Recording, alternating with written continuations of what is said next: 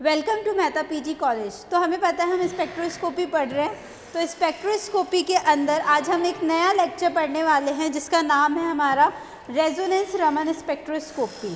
ठीक है,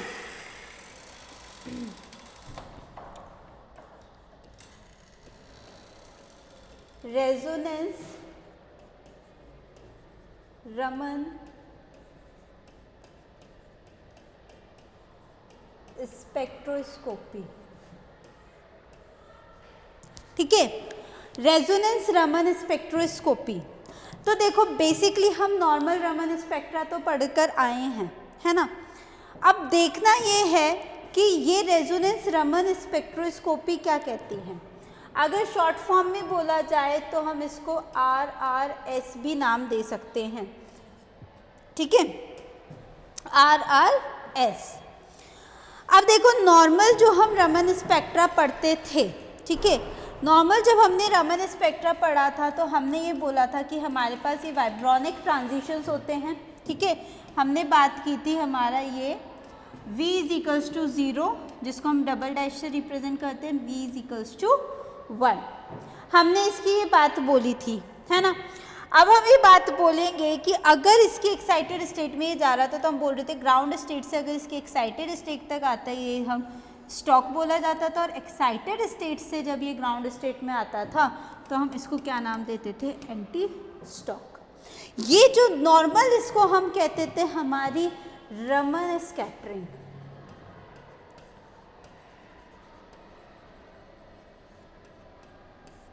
क्या नाम दिया हमने इसको, नॉर्मल रमन स्कैटरिंग। ठीक है, ये बेसिक फिनोमिनन था जो अब तक हम पूरा का पूरा हमारा रमन का स्कैटरिंग का जो टॉपिक है वो पढ़ते आए हैं। ठीक है, ये हमारा बहुत ही बेसिक चीज़ हमने बात की। साथ ही साथ देखो रेलिक लाइन भी हमें मिलती थी। रेलिक लाइन क्या बोलती थी कि ट्रांजिशन 0 से 0 ही हमारा पॉसिबल हो जाए, तो ऐसे फिनोमिनन को हम क्या बोलते थे, हमारा रेलिक लाइन बोलते थे। ठीक है, तो रमन स्कैटरिंग के बारे में तो हमें पता है। इसी रमन स्कैटरिंग के आगे हमने क्या लगा दिया है, हमारा रेजोनेंस वर्ड ऐड कर दिया। अब रेजोनेंस क्या होता है, ठीक है, तो अगर देखो इसकी अगर हम डेफिनेशन की हमारी बात करें कुछ इस तरीके से, है ना, डेफिनेशंस, भाई थ्योरी भी तो लिखनी है ना हमें, उस अकॉर्डिंग हमारा डेफिनेशन भी तो हमें पता होना चाहिए कि रेजोनेंस है क्या। तो रेजोनेंस जो है अगर हम इसकी बात करें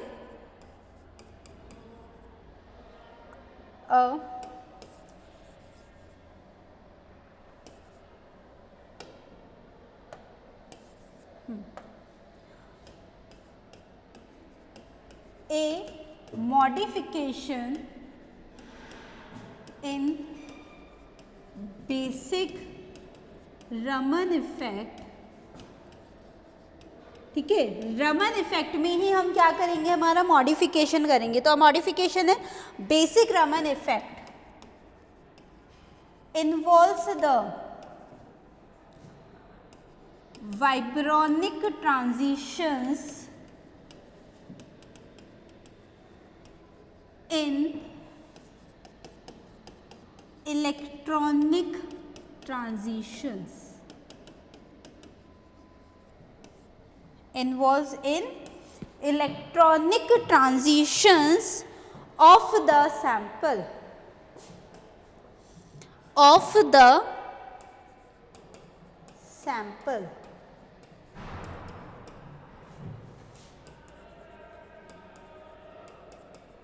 This is known as RRS. We will write the short form only. ठीक है, तो बात क्या करी हमने कि एक मॉडिफिकेशन हुआ हमारा बेसिक रमन इफेक्ट में। ठीक है, मॉडिफिकेशन का अगर हम बात करें कि मॉडिफिकेशन क्या चीज़ थी, तो देखो सबसे पहले देखो कॉन्सेप्ट हर जगह काम आता है ना। हम बात करेंगे हमारे बॉर्न ओपेनहाइमर की।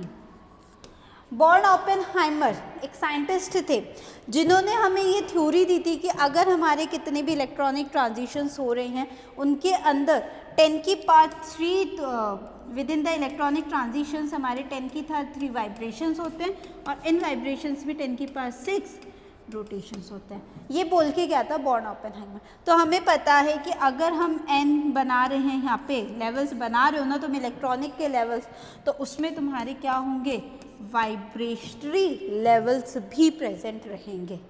ठीक है, तो इन्होंने यही चीज़ हमारी ये बताई कि अगर हमारा इलेक्ट्रॉनिक ट्रांजिशंस हो रहे हैं तो कुछ ना कुछ हमें जो है वो वाइब्रोनिक ट्रांजिशंस भी अवेलेबल होते हैं। ठीक है, अब अगर देखो हम कुछ और चीज़ों की बात कर लेते हैं, है ना। तो इसी में इन्होंने ये बोला कि अगर, ठीक है, ये तो हमें चीज़ आती है ना, हम पहले भी पढ़ चुके हैं। अब मैं बात करूं कि अगर हमारा ये जो एक इलेक्ट्रॉनिक ट्रांजिशन है, सपोज n0 लेवल के ऊपर है, ये वाला इलेक्ट्रॉनिक ट्रांजिशन जो है वो हमारा n = 1 पर है। अगर मैं इसकी बात करूं, है ना, चलो अगर इसके ट्रांजिशंस की बात करें तो देखो ट्रांजिशन हम क्या बोल रहे हैं कि अगर n = 0, इसमें ये वेरियस ट्रांजिशंस है और ये ट्रांजिशन कौन से हमारे v = 1 2 3, तो इसको हम v" के अकॉर्डिंग मान लेते हैं, है ना। मतलब ये सारे के सारे कौन से हो जाएंगे हमारे v" 0 के लेवल्स हो गए, और एक पर्टिकुलर ये पूरा क्या बना रहा है, n = 0 बना रहा है। इसी तरीके से इसकी बात करोगे तो ये v'1 हो जाएगा, 0 1 2 3, है ना। इसके अंदर वेरियस हमारे ये ट्रांजिशंस हो जाएंगे। तो हमने ये बात बोली कि अगर हम बात कर रहे थे हमारे नॉर्मल इलेक्ट्रॉनिक ट्रांजिशंस की, है ना, नॉर्मली, एक मिनट, ठीक है, तो इस तरीके से अब यहाँ पे हमारे कुछ और लेवल्स हुआ करते थे, है ना। एक मिनट, ये कुछ, हाँ, ये वाला पूरा लेवल हो जाएगा n = 0 का। इसके बाद हमारा we will draw it again, okay, थोड़ा प्रॉपर वे से हम इसको ड्रॉ करते हैं, ठीक है।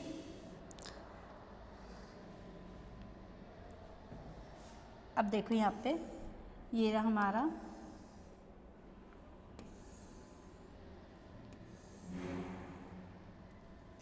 okay, then some white color,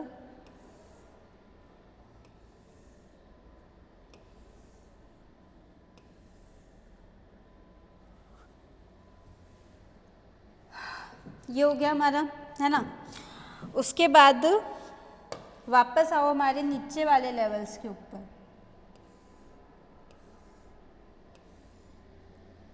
ठीक है। देन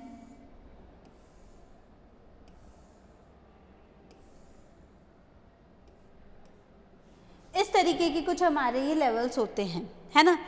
अब मैंने ये कलर से डिफरेंशिएट क्यों करा है, तो देखो ये जो पूरा का पूरा हमारा एक लेवल है, ये वाला, ये हमारा एक इलेक्ट्रॉनिक ट्रांजिशन को डिफरेंशिएट करता है, जो कि हमारा क्या है, n = 0 है। इसी तरीके से ऊपर वाला किसको डिफरेंशिएट करेगा, हमारा n = 1 को डिफरेंशिएट करता है ना। नहीं भी चाहे तो केवल ये वाला भी हम एक ट्रांजिशन ले सकते हैं। इसकी बात मैं करूँ तो इसको मैं बोल देती हूँ v" 0 का ट्रांजिशन है, ये मेरा v" = 1 का ट्रांजिशन है। इसी तरीके से जब n = 1 करोगे तो यहाँ पे भी तुम्हारे पास कुछ v' का जो ट्रांजिशन आएगा वो आएगा, और ये वाला जो आएगा v' = 1 का ट्रांजिशन आएगा तुम्हारे पास, ठीक है। तो इस तरीके से जो थे हमारे ये लेवल्स हमें मिलते थे।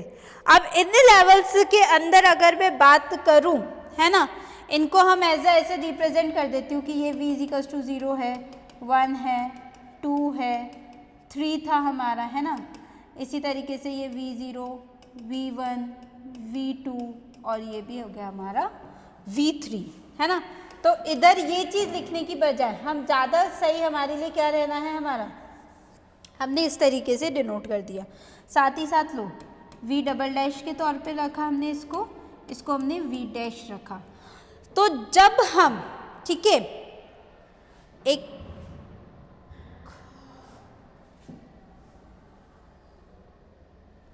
कुछ चीज़ें समझाने के लिए, एक मिनट।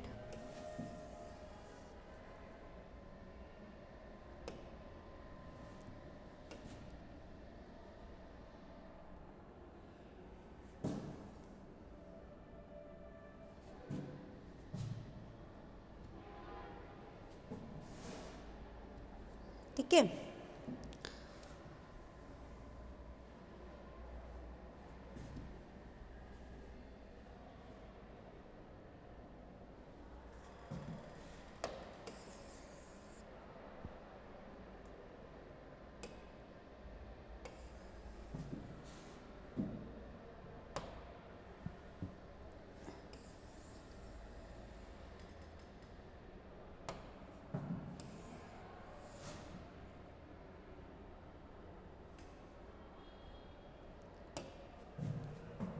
एक मिनट, हम कुछ कोशिशें कर लेते हैं, है ना।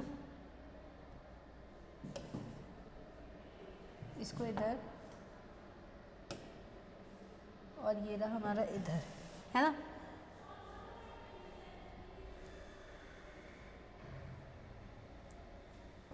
ये हो गए हमारे 4 तरीके के लेवल्स, है ना। इन्हीं से हम समझने वाले हैं हमारी थ्योरीज को कि हमारा रेजोनेंस क्या था। ठीक है, तो देखो, सबसे पहले अगर हम बात करें तो हम बात करेंगे हमारे नॉर्मल रमन स्कैटरिंग की। रमन स्कैटरिंग, ठीक है।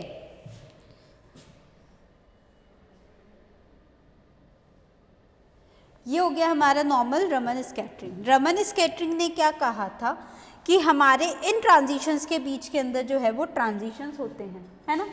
कैसे बोला था कि अगर हमारा मॉलिक्यूल जो है वो, अगर मॉलिक्यूल हमारा ग्राउंड स्टेट में प्रेजेंट है तो ये यहाँ से लेके अपना पूरा का पूरा इस तक आता था, है ना। पूरी की पूरी चाहे से अपनी एक्साइटेड स्टेट हो तो भी हमारा पूरा का पूरा मॉलिक्यूल आता था। अगर एंटी स्टॉक है तो ये यहाँ से अपना पूरा लेवल कवर करता था, है ना। यही चीज़ हमने यहाँ पे जो हमारा नॉर्मल हम पढ़ते हैं रमन, उसके अंदर हमने ये चीज़ बोली थी कि अगर हमारा मॉलिक्यूल है तो हमने एक चीज़ लिखी थी ना, V0 से Vx इजिकल्स टू V1 तक वो आता है हमारा मॉलिक्यूल, तब हमारा कौन सी थी, स्टॉक था। एंटी स्टॉक की जब बात की थी तो हमने ये बोला था V1 equals to Vx equals to V0। Excited state से सारे Vx के लेवल्स को कवर करेगा और V0 तक जो है वो हमारा आता है। ये सारी चीज़ हमने उसके अंदर सीखी थी। तो हमने ये बोला कि अगर हमारा नॉर्मल रमन की अगर हम बात कर रहे हैं तो नॉर्मल जो रमन कह रहा है वो हमारा ये चीज़ कह रही है। तो मैंने नीचे क्या लिखा, नॉर्मल रमन स्कैटरिंग की बात की। उसके बाद नेक्स्ट हम बात करें हमारी, तो नेक्स्ट ये बोला गया कि भाई हमारे पास प्री रेजोनेंस स्कैटरिंग होती है। प्री रेजोनेंस इफेक्ट या प्री रेजोनेंस रमन। देखो, प्री का मतलब क्या था, प्री जो आया है ना वो RRS के लिए आया है। ये वाला RRS के लिए बनाओगे और ये वाला बनाते हैं हम रेजोनेंस फ्लोरोसेंस के लिए। ठीक है, रेजोनेंस फ्लोरोसेंस हो गया, RRS हो गया, प्री रेजोनेंस इफेक्ट हो गया। अब प्री रेजोनेंस इफेक्ट और रमन के लिए हमें बात करनी है। सबसे पहले पढ़ना क्या था, RRS, लेकिन उससे पहले सारी चीज़ों को समझेंगे। प्री ने ये बोला कि मॉलिक्यूल हमें यहाँ पे भी स्टॉक एंटी स्टॉक 2 तरीके की लाइंस देगा, है ना। कैसे देगा कि देखो, एक इलेक्ट्रॉनिक ट्रांजिशन है और ये दूसरा इलेक्ट्रॉनिक ट्रांजिशन है। अगर मॉलिक्यूल इसके एक इलेक्ट्रॉनिक ट्रांजिशन से दूसरे इलेक्ट्रॉनिक ट्रांजिशंस तक आता है, मतलब ग्राउंड स्टेट में तुम्हारा मॉलिक्यूल है और उसके N1 वाले के ग्राउंड स्टेट तक पहुंचा, देखो ये 0 1 2 3 है ना, तो इसके लेवल तक पहुंच के वापस से अपनी फर्स्ट एक्साइटेड स्टेट के अंदर जब मॉलिक्यूल आता है, ऐसे कंडीशन को हम प्री रेजोनेंस इफेक्ट कहते हैं। और जो ये लाइंस आएगी वो हमारी स्टॉक लाइंस वाली कंडीशन आती है। ठीक है, V0। ओके, नेक्स्ट अगर हम बात करें तो एंटी स्टॉक के लिए क्या हो जाएगा कि 0 से गए अपने 1 लेवल तक छू के और वापस अपने 0 लेवल तक आ जाए। ये कहानी हो गई हमारी एंटी स्टॉक की। इसका मतलब सिर्फ हमें इतना समझना है कि जब रेजोनेंस हो रहा है तो रेजोनेंस का मतलब ये है कि हमारे वेरियस इलेक्ट्रॉनिक ट्रांजिशंस के अंदर हमारे लेवल्स चेंज हुए। अभी तक हम बात कर रहे थे डिफरेंट वाइब्रोनिक लेवल्स के लिए, हम केवल कि हमारा ये V00 था, ये V-1 था हमारा, ठीक है, तो उसके अंदर ये वाले ट्रांजिशंस थे। तो इसी तरीके से हमारा ये n=0 वाले हमारे ये ट्रांजिशंस आ जाएंगे। रेजोनेंस रमन स्पेक्ट्रम में क्या हुआ? रेजोनेंस रमन में ये चीज़ हुई कि अभी तक देखो तुमने केवल एक ग्राउंड स्टेट को ही छूने का काम किया है ऊपर, है ना, केवल और केवल। अगर देखो डीपली अगर हम देखें, ठीक है, अब इसको हम थोड़ा एनलार्ज और कर लेते हैं, ये लो, ठीक है, डीपली जब देखोगे तो ये चीज़ आई कि तुम्हारा ये जो है केवल फर्स्ट ग्राउंड स्टेट तक ही चुके गए, ठीक है, मतलब ν=0 की कंडीशन फ्रीक्वेंसी को ही इसने क्या करा है, केवल छुआ है ना, उससे ही वो वापस आया, पूरी अपनी एक्साइटेड स्टेट्स को कवर नहीं की। रेजोनेंस रमन स्पेक्ट्रम में कंडीशन ही आती है कि जब तुम V=0 से जाओगे तो पूरे के पूरे एक्साइटेशंस को छू के आओगे। अब एक्साइटेशन को छूने का मतलब ये नहीं है कि एक बार में ही वो आ जाएगा, डिफरेंट लेवल्स तुम्हें यहाँ पे मिल जाएंगे स्टॉक के, और इसी तरीके से तुम्हें किसके मिलेंगे, एंटी स्टॉक के मिलेंगे, ठीक है, डिफरेंट जो लेवल्स तुम्हें मिलेंगे वो हमें मिलेंगे हमारे एंटी स्टॉक और स्टॉक। सिर्फ इतना ध्यान रखना है कि पूरे एक्साइटेशंस को, तो ये जो ये होती है ना, ये हमें बहुत सारे लेवल्स दिखेंगे इस तरीके से, एक ही लेवल नहीं मिलेगा। जैसे हम स्टॉक लाइंस की बात करते हैं, स्पेक्ट्रम पूरा पढ़ते हैं ना हमने प्योर रोटेशनल पढ़ा, प्योर वाइब्रेशनल पढ़ा, रोटेशनल वाइब्रेशन भी हमने पढ़ा है, उस अकॉर्डिंग हमें सारी की सारी हमारी लाइंस जो होती है वो विजिबल कंडीशन में दिखेंगी। ये इसी को बोलते हैं हम रेजोनेंस रमन स्पेक्ट्रम। तो बेसिकली सबसे पहली डेफिनेशन ही मैंने लिखी थी कि involves the vibronic transitions in electronic transitions, जो कि किस में हो रही है, इलेक्ट्रॉनिक ट्रांजिशंस के अंदर हो रहा है, ठीक है, इस तरीके के ट्रांजिशंस को हम बोलते हैं रेजोनेंस रमन स्पेक्ट्रोस्कोपी। अब आता है हमारा नेक्स्ट रेजोनेंस फ्लोरोसेंस, ठीक है। अब देखो रेजोनेंस फ्लोरोसेंस की भी कहानी एक मस्त है। Basically RRS and resonance fluorescence दोनों जो चीज़ें हैं वो हमारी सेम होती है, बिल्कुल डिक्टो सेम, है ना, कोई मेजर डिफरेंस नहीं होता। फ्लोरोसेंस का मतलब अगर तुम पढ़ोगे तो फ्लोरोसेंस का जो मतलब होता है वो अगर जानने की कोशिश करो तो फ्लोरोसेंस मतलब होता है कलर, मतलब कुछ कलर को प्रोड्यूस करें। जैब्लॉन्स्की पढ़ते आए हैं हम, है ना, जैब्लॉन्स्की में हम फ्लोरोसेंस एंड फ्लोरोसेंस की बात करते हैं और हम इनको रेडिएटिव ट्रांजिशंस का नाम देते हैं। क्या नाम देते हैं इनको हम? एक minute, what happened?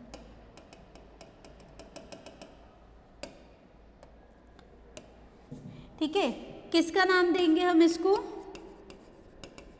Radiative transitions. तो हम ये बोलते थे कि जब फ्लोरोसेंस होता है तो कुछ ना कुछ रेडिएशंस जो है वो हमारी इम्पार्ट होती है। अब उस इम्पार्टेशन की वजह से हमारा कुछ ना कुछ हमें कलर दिखने को लगता है। Basically similar to chromophore molecules, और हमें क्रोमोफोर मॉलिक्यूल्स की भी स्ट्रक्चर डिटरमाइन होती है। एडवांटेजेस जब पढ़ोगे इसके तो हम ये बताएंगे कि हमें क्रोमोफोर्स के स्ट्रक्चर्स भी दिखते हैं, पिगमेंटेशन ऑफ मॉलिक्यूल्स के बारे में भी हमें पता लगता है ना। तो ये सारी की सारी चीज़ें हमारे फ्लोरोसेंस ने बताया। तो फ्लोरोसेंस और रेजोनेंस रमन में सिर्फ इतना सा डिफरेंस है कि अगर रेजोनेंस रमन हो रहा है तो हमारे ये ट्रांजिशंस होंगे लेकिन विदाउट कलर होते हैं। अगर रेजोनेंस फ्लोरोसेंस के साथ हो रहा है, अभी हम आगे इसकी और डिटेल्ड स्टडी करेंगे कि बेसिक डिफरेंस क्या आता है ना। अगर मैं इसका ट्रांजिशन दिखाऊं तो देखो, ट्रांजिशन की अगर हम बात करें तो वही जो ट्रांजिशन है वो हमारा नॉर्मली होगा यहाँ तक और फिर वापस आएगा ये अपने यहाँ तक, ठीक है। तो इस तरीके से जो ये है, ये कुछ क्या करती है, अपनी रेडिएशंस को इमिट करती है, कुछ ना कुछ रेडिएशंस जो हैं वो हमें यहाँ पे इम्पार्ट होती दिखती है, मतलब थोड़ी सी निकलती हुई दिखती है, जिसकी वजह से हम बोलते हैं कि ये रेजोनेंस फ्लोरोसेंस है, and which is responsible for the colour also, जो कि हमें कलर के लिए भी चीज़ें रिस्पॉन्सिबल कराता है। तो देख ला हमने, रमन देख ली, ठीक है। रमन हम जानते हैं, प्री रेजोनेंस हो गया, आरआरएस हो गया, और रेजोनेंस फ्लोरोसेंस हो गई। ये 4 चीज़ें हमें पढ़नी होती है। अगर इसके टॉपिक का नाम बोले तो energy level diagrams, energy level diagrams between various transition states.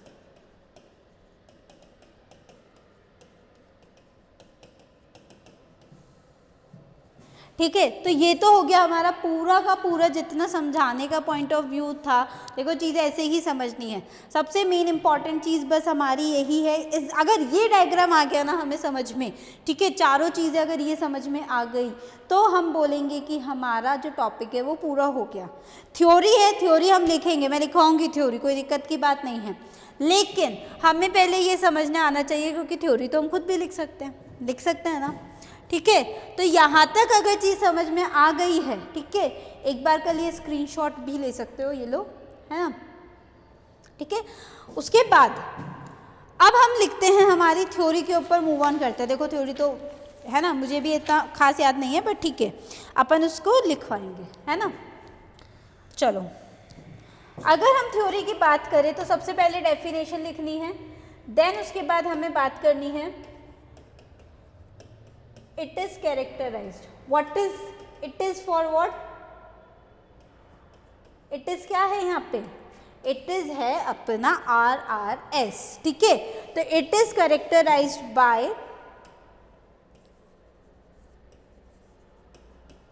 greater intensity, greater intensity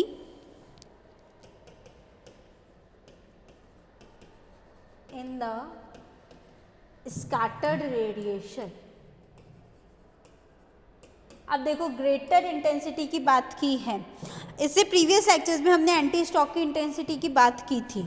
तो अगर नॉर्मली देखोगे तो मैंने एक बात बोली थी वहाँ पे, तुम्हें 10⁻⁻⁶ होता है ना, ये हमने ये चीज़ बोली थी, रिलेटिव इंटेंसिटी हमें इतनी इतनी मिलती है, ये रेलिक के लिए, स्टॉक के लिए, और ये एंटी स्टॉक के लिए होती है हमारी, है ना। हमने ये बोला कि एंटी स्टॉक हमारा वीक इंटेंस बैंड हमें प्रोवाइड करवाता है, लेकिन अगर हम केवल और केवल किस में पढ़ रहे थे, उसको वाइब्रोनिक ट्रांजिशंस में पढ़ रहे थे, तो हमें वीक स्पेक्ट्रा मिल रहा था। लेकिन जैसे ही हम इस चीज़ को हमारे इलेक्ट्रॉनिक ट्रांजिशंस के साथ इन्वॉल्व कर दे, तो इलेक्ट्रॉनिक ट्रांजिशंस के साथ इन्वॉल्व करने के ऊपर जो हमारा इंटेंसिटी है वो क्या हो जाती है, ग्रेटर इंटेंसिटी की हो जाती है। तो भले ही कोई सी भी लाइन्स हो हमारी, स्टॉक हो या एंटी स्टॉक हो, वेदर स्टॉक और anti stock, it will give the intense band, ठीक है। तो दोनों की वजह से हमें इंटेंस बैंड मिलेंगे। तो एक कार्ड्स भी हम बोल सकते हैं और एक हम हमारी इस चीज़ को भी बोल सकते हैं, ठीक है। नेक्स्ट अगर हम बात करें तो नेक्स्ट ये होगा हमारा, साथ ही साथ देखो रेलिक और नॉर्मल स्कैटरिंग। रेलिंग और नॉर्मल स्कैटरिंग की अगर बात करोगे तो उसके अंदर क्या होता था, हमारा 2 फोटॉन्स का इन्वॉल्व होता था, है ना। Railing and normal scattering involves 2 photon process. अब 2 फोटोन प्रोसेस कैसी थी कि एक फोटोन तो देखो, इन विच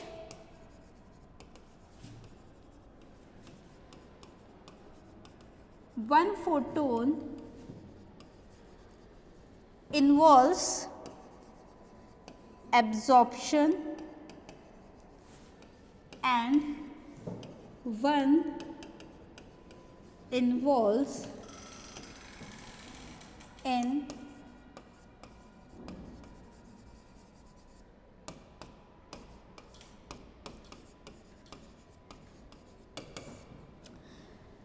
एक फोटोन तो हम बोलते थे कि हमारा एब्जॉर्प्शन के टाइम पे जाता है ना, जब हम एक मॉलिक्यूल को ले रहे थे उसके ऊपर जब हम H न्यू डाल रहे थे तो हम बोल रहे थे इससे एक तो स्कैटर फोटोन निकलता है, तो एक तो एब्जॉर्ब होता है और एक जो है वो हमारा निकलता है। अब हमने ये बात बोली की थी कि एब्जॉर्प्शन में अलग होता है, एमिशन में अलग होता है, तो कुछ ऐड करते थे एक में तो हम, ठीक है, तो 2 फोटोन्स इन्वॉल्व हो रहे हैं ना यहाँ पे, चाहे इसे ऐड करो या सब्ट्रैक्ट करो, स्टॉक या एंटी स्टॉक वो डिफरेंट चीज़ है, लेकिन 2 फोटो प्रोसेस यहाँ पे जो थी वो हमारी इन्वॉल्व होती थी। इसके अंदर क्या हुआ है हमारा, इफ द एक्साइटेशन फ्रीक्वेंसी, ठीक है, अब इसके अंदर क्या चीज थी देखो,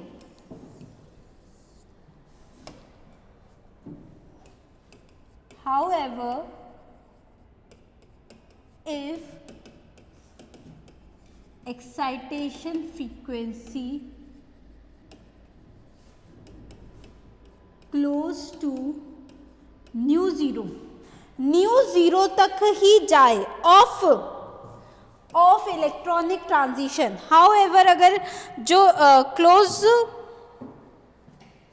ठीक है, mu naught of electronic transition, however if excitation frequency close to nu naught of electronic transition state, then it is called pre-resonance भ्रमण। अभी हमने यही बात बोली थी इसके अंदर कि अगर हमारा यहाँ तक केवल टच करे ग्राउंड स्टेट को, म्यू नॉट ज़ीरो तक ही टच कर रही है दूसरे इलेक्ट्रॉनिक ट्रांजिशन को, तो वो क्या कहलाता है, हमारा प्री रेजोनेंस कहलाता है। अगर, ठीक है, नेक्स्टली अगर हम बात करें if excitation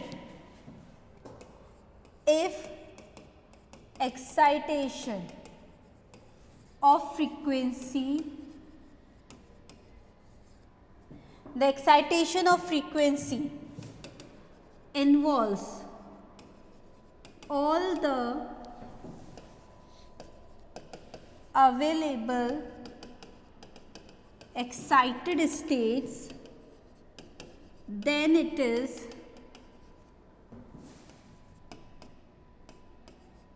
known as RRS। ठीक है, तो RRS के अंदर हमारे सारे जितने भी हमारे अवेलेबल एक्साइटेड स्टेट्स होंगे वो सारे के सारे अगर इन्वॉल्व होते हैं हमारे एक्साइटेशन ऑफ फ्रीक्वेंसी के लिए, तो वो क्या कहलाता है, हमारा RRS कहलाता है। Approaches to an excitation of frequency involves all the available excited state of electronic transition, भी लिख लो, कन्फ्यूजन नहीं होगा, ऑफ इलेक्ट्रॉनिक ट्रांजिशन, ठीक है, then it is known as RRS। तब हम उसे क्या कहते हैं, हमारे RRS कहते हैं। और यही मैंने अभी तक तुम लोगों को पूरा का पूरा डिटेलिंग के साथ ना समझाया है ना, कि भाई हमारा अगर पूरा का पूरा इन्वॉल्वमेंट हो रहा है, देखो केवल ग्राउंड स्टेट तक छूकर आ रहा है ना वापस से, तो इसका मतलब प्री रेजोनेंस है कि रेजोनेंस की कंडीशन आ रही है।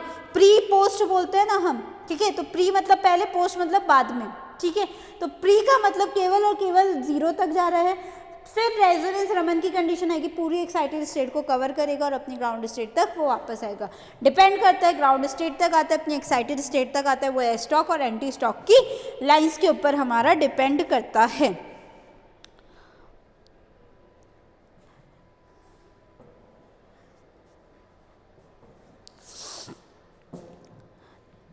ठीक है, तो हमने यही बोला कि चाहे से हमारा RRS हो या RRF हो, ठीक है। नेक्स्ट थ्योरी पे अगर हम चले, इन RRS and RRF the excitation into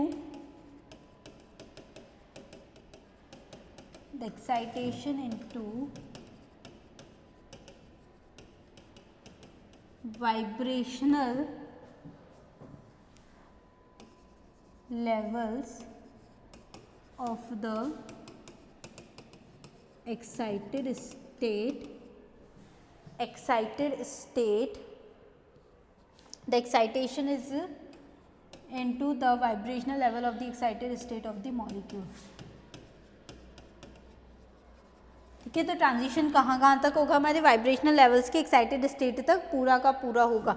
हमें से इतना ध्यान रखना, ये हमारा N1 है ना, और ये हमारा N0 है.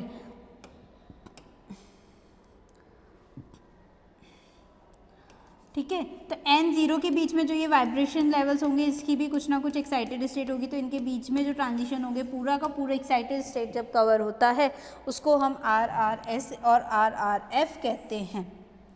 ठीक है, अब बात आती है कि मैम आपने बोला RRS और RF दोनों सेम फिनोमिनन है, कि दोनों के अंदर हमारा पूरा का पूरा जितने भी वाइब्रेशनल लेवल्स की एक्साइटेड स्टेट प्रेजेंट होगी इलेक्ट्रॉनिक स्टेट में, वो सारी की सारी कवर करके और वापस अपने एक्साइटेशन को शो करता है. वेदर वो कुछ भी हो सकता है, हमने बात की है यहाँ पे कि Hν प्लस Hν1 भी हो सकता है, Hν माइनस Hν1 भी हो सकता है. This is for anti stock and this is for stock. दोनों कंडीशन आ सकती है हमारी, प्लस माइनस के अंदर ये चीज़ चलती है. ये कंडीशन तो अलग है, लेकिन एक्साइटेशन तो ये है ना कि भाई पूरे में हो रहा है, पूरा वाइब्रेशनल लेवल हमारा कवर कर रहा है. तो मैम अब डिफरेंस क्या है मेजरली RRS और RF के अंदर? अभी आपने बोला कि ये कलर शो करता है, रेजोनेंस फ्लोरोसेंस का मतलब कुछ ना कुछ रेडिएशंस को एमिट करता है. बात सही है. तो बेसिक अगर हम डिफरेंस की बात करते हैं तो देखो, the basic difference between RRS and RF is, RRS और RF के लिए कि जो RRS है ना, वो अकर होता है बहुत लेस टाइम के लिए, less time, that is pico seconds. अब तुम सोचो पिको सेकेंड्स का मतलब कितना बारीक हो गया, नैनो से भी बहुत छोटा. नैनो तो फिर भी 10 की पावर 9 होता है, ये तो 10 की पावर -12 होता है. तो कितने कम सेकेंड्स के लिए हमारी RRS हो रही है. तो क्या इस कंडीशन के अंदर क्या उसके पास टाइम है कलर को, रेडिएशंस को निकालने का? नहीं. तो अगर रेजोनेंस रमन हो रहा है तो वो बहुत ही कम टाइम के लिए तुम्हें शो होगा, और जब कम टाइम के लिए होगा तो RRS है. जबकि RF के लिए long time to occur, RRF जो कंडीशन आती है वो बहुत ही लंबे टाइम के लिए होती है, और लंबे होने के कारण जो इलेक्ट्रॉन है trickle down, electron take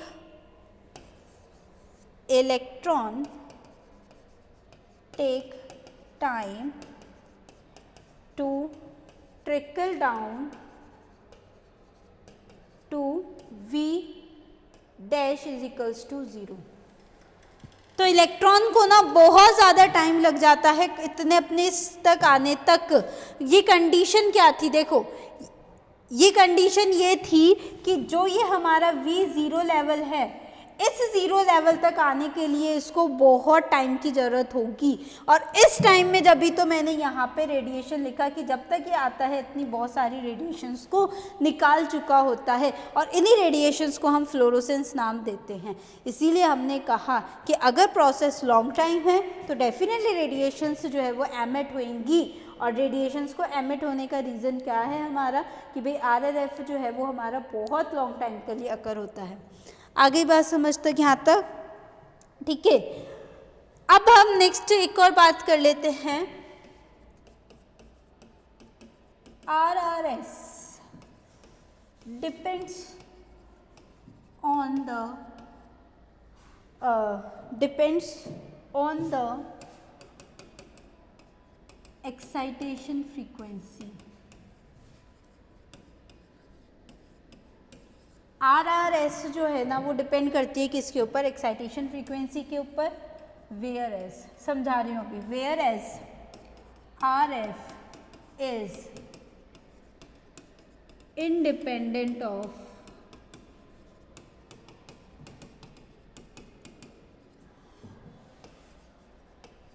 excitation frequency. क्या बोला, है ना। देखो एक्साइटेशन फ्रीक्वेंसी का मतलब हम डायग्रामेटिक वे से समझते हैं, है ना। जब हम बात करें हमारी RRS की, तो देखो RRS क्या है, बहुत कम टाइम के लिए ये चीज़ अकर हो रही है, तो जितना तुम उसको एनर्जी दोगे एक्साइटेशन के लिए, एक्साइटेशन फ्रीक्वेंसी का मतलब है the energy given for the molecule to excite, ठीक है। एक्साइट के लिए तुम्हें कुछ ना कुछ एनर्जी देनी पड़ेगी, तो वो डिपेंड करेगी, क्योंकि लेस टाइम के लिए है, तो अगर लेस टाइम के लिए कोई चीज़ है तो वो डिपेंड करेगा कितने लेवल्स तक वो चीज़ जा रही है। इधर तुमने इंडिपेंडेंट बोला, तुम ले जाओ उसको किसी भी लेवल तक, लेकिन म्यू 0 तक आने में तो उसको टाइम लगेगा ही लगेगा। जब म्यू 0 तक आने पे टाइम लगेगा तो रेडिएशंस को ही एमिट कर देगा तब तक। इसीलिए हमने बोला कि इसको फर्क नहीं पड़ता ये कितने भी लेवल तक जाए, लेकिन जब म्यू 0 तक बात आएगी इसके पहुंचने की, तो वो एक टाइम टेकन प्रोसेस है। अब जब टाइम टेकन प्रोसेस है हमारी, तो हमें डेफिनेटली वो रेडिएशंस को एमिट करता है, ठीक है। तो इस तरीके से हम ये चीज़ को समझ सकते हैं। तो ये तो था हमारा पूरा का पूरा RRS और RF की बातें। अब हम चलते हैं हमारे नेक्स्ट पार्ट के ऊपर, इसी का जो है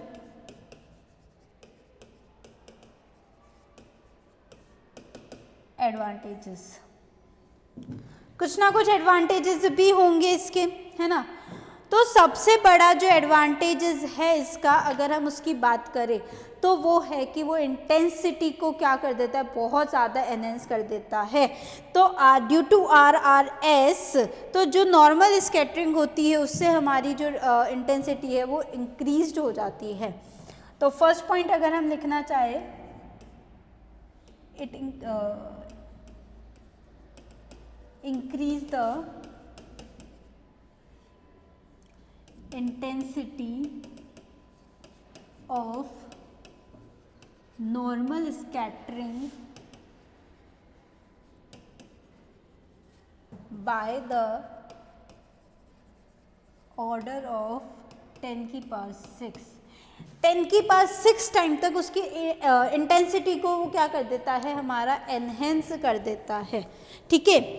सेकेंड एडवांटेज की अगर, अब देखो नॉर्मल स्कैटरिंग में हमने पहले भी बोला है कि स्टॉक एंटी स्टॉक से जो है वो इंटेंस होती है। डेफिनेटली एक चीज़ माइंड में ये लेके चलना कि हम यहाँ पे स्टॉक या एंटी स्टॉक का कंपैरिजन नहीं कर रहे, हम ओवरऑल इंटेंसिटी की बात कर रहे हैं, ठीक है। कई बार ये क्वेश्चन अराइज हो जाता है, कंफ्यूजन भी हो जाता है कि भाई इंटेंसिटी किसकी, हमें तो ये पता है कि मैम आपने स्टॉक बोला, एंटी स्टॉक बोला, साथ में आप कार्स भी पढ़ाकर आए हो हमें, जिसमें आपने एंटी स्टॉक की वेवलेंथ को इंटेंसिटी को इंक्रीज किया है। तो दोनों चीज़ें डिफर कर रही है। कार्स में हम पढ़ रहे थे एंटी स्टॉक की इंटेंसिटी को इंक्रीज करना, डिफरेंस यहाँ पे भी रहेगा स्टॉक एंटी स्टॉक की फ्रीक्वेंसीज के अंदर, लेकिन ओवरऑल इंटेंसिटी जैसे स्टॉक की हो। देखो ऐसे समझो चीज़ को, है ना, कि मेरे पास एक सिस्टम है, मेरे पास सिस्टम में A है और B भी है, ठीक है। A और B के पास, सपोज इसके पास 10 चॉकलेट हैं, इसके पास मान लो 5 ही चॉकलेट्स हैं, ठीक है। इसका मतलब A बहुत ज़्यादा अमीर है B से, है ना, 10 चॉकलेट है भाई, वो तो बहुत ज़्यादा अमीर है। अब बात करें हम, आए हमने एक बच्चे को भेजा, है ना, एक बच्चा है इन दोनों के पास, इसने इससे भी 2 चॉकलेट मांगी कि भाई मुझे 2 चॉकलेट दे दो, तो इसने 2 दे दी, तो इसके पास कितनी बचेगी, 8 बची। इससे भी इसने 2 मांगी तो इसके पास कितनी बची, 3 बची, है ना। या ऐसे समझ लो कि अच्छा तुम्हें तो इंटेंसिटी का इनहेंसमेंट बताना था ना, अपन डिक्रीज क्यों कर रहे, ठीक है। तो अपन एक काम करते हैं, ये लो 5, ठीक है। अब एक बच्चा नहीं आया, एक अंकल जी आए, बुआ दादी कुछ भी जो घर पे आती है ना, सपोज बुआ आई, दोनों बच्चे थे, ये सिस्टर एंड ब्रदर्स थे A और B, है ना। A के पास ज़्यादा चॉकलेट थी B के कंपैरिजन में, ठीक है। बुआ आई, बुआ ने इसको 10 चॉकलेट थी ना, तो इसको 5 चॉकलेट और दे दी, 5 देते ही इसके पास कितनी चॉकलेट्स हो गई, 15। इसके पास B के पास कितनी थी, 5 ही थी, 5 को भी B को भी कितनी दे दी, 5, इसके पास भी कितनी हो गई, 10। अब तुम ये देखो कि मैंने दोनों जगह सेम नंबर ऐड किया, बुआ ने कोई पार्शलिटी नहीं दिखाई ना, बुआ ने तो बोला दोनों इक्वल है मेरे लिए, है ना, दोनों इक्वल है तो मैं तो दोनों को इक्वली ट्रीट करूँगी। तो उसने 5 5 5 दोनों को दिए। अब जब उसने तो 5 5 दिए तो इसके पास तो 15 हो गए, इसके पास 10 हो गए, तो ज़्यादा तो अभी भी किसके पास है, ए के पास ही है।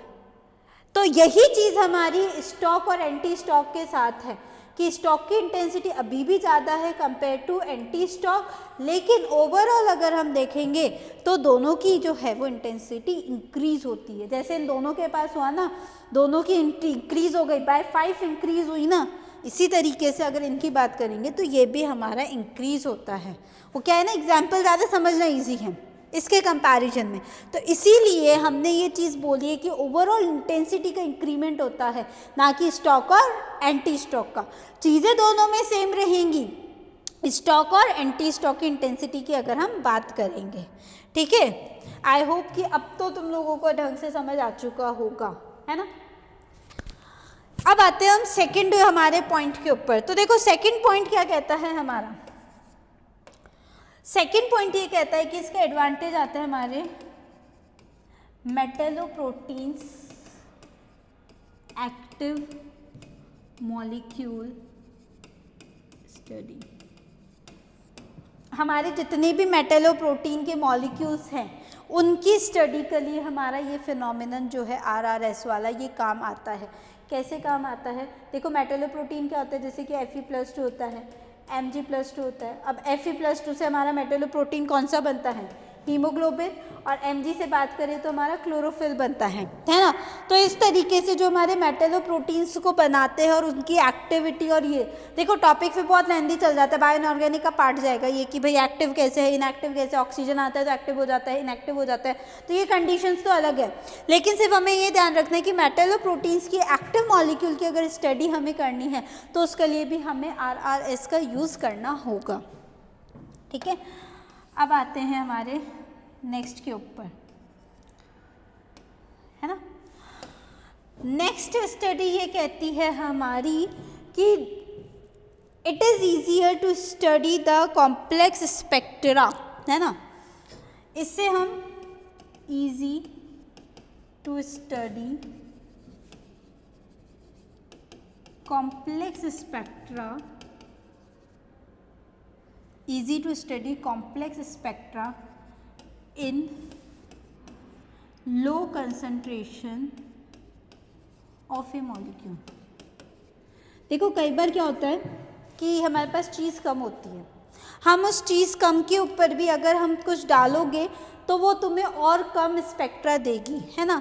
जैसे कि मैंने ये था, है ना, इसके ऊपर मैंने रेज डाली, अपना HNO फोटोन डाला, एंड जो मुझे स्पेक्ट्रा मिला वो सपोज इतना ही मुझे मिल पाया, है ना, कंसंट्रेशन लो रखी।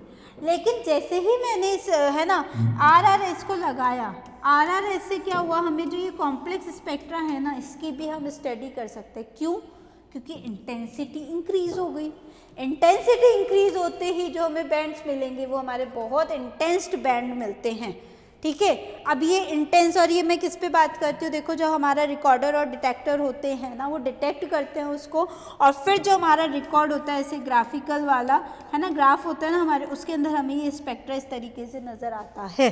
ठीक है, बताने के लिए तो ये भी बता दिया जाता है कैसे होता है हमारा, है ना, ऐसे इस तरीके से ग्राफ होता है ना।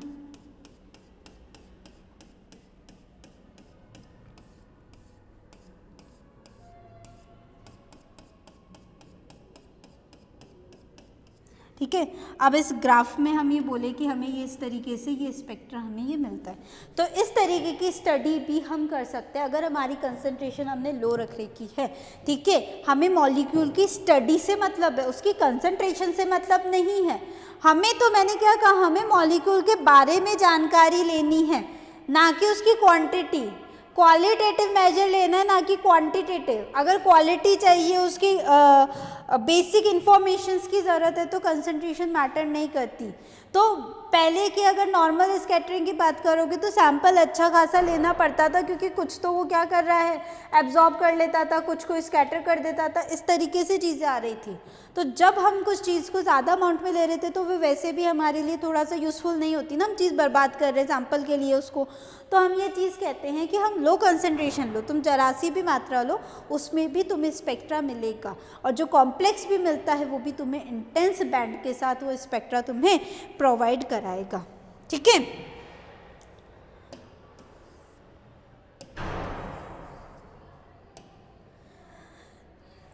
इसके आगे हम बात कर रहे थे हमारे फोर्थ एडवांटेज की। फोर्थ ये कहता है कि biological molecule to study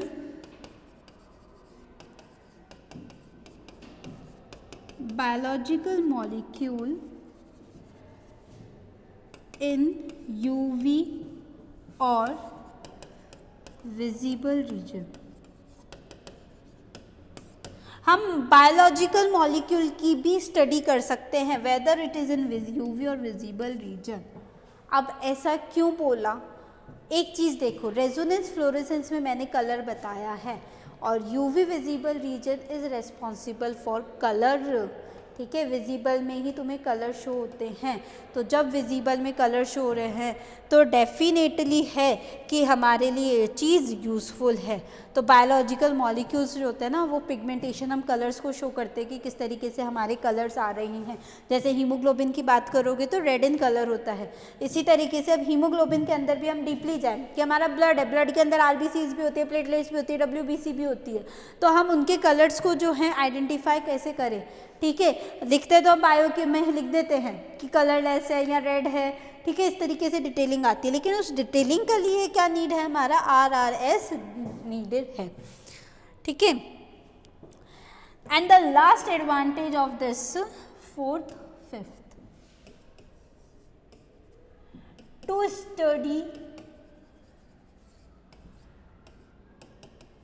pigmentation, to study pigmentation of